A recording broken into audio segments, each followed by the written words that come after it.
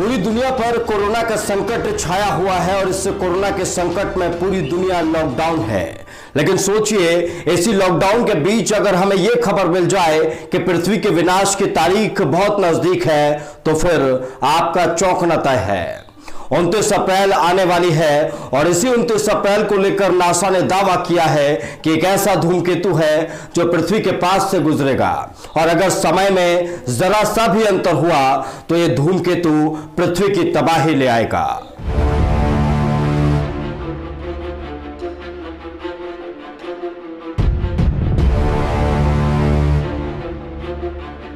अरबों साल पहले जब एस्टेरॉयड धरती से टकराया था तब डायनासोर युग का अंत हुआ था और 2020 में भी एक ऐसा ही डर सामने आ रहा है।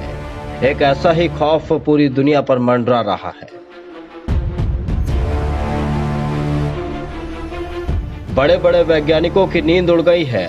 सुपर पावर अमेरिका तक घबराया हुआ है क्योंकि नासा ने इस बात की पुष्टि की है कि एक ऐसा ही विशाल धूमकेतु एक बार फिर से धरती के बेहद करीब से गुजरने वाला है। दुनिया को बदल देने वाली ये तारीख 29 अप्रैल हो सकती है। नासा की माने तो फिलहाल चिंता की बात नहीं है, लेकिन कई वैज्ञानिक इसके बाद भी आशंका जता रहे हैं। उनका कहना है कि अगर इसकी टाइमिंग में कुछ सेकंड का भी अंतर हुआ तो ये धूमकेतु धरती से टकरा सकता है और तब बहुत हद तक मुमकिन है कि इसके बाद डायनासोर की तरह पूरी मानव सभ्यता का भी अंत हो जाए।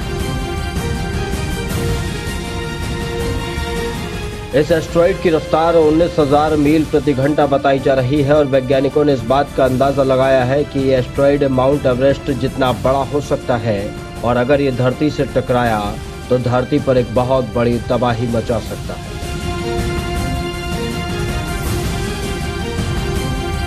6.6 करोड़ साल पहले जिस एस्टेरॉयड के धरती पर टकराने से डायनासोर खत्म हो गए थे, उसकी रफ्तार 40,000 मील प्रति घंटा थी।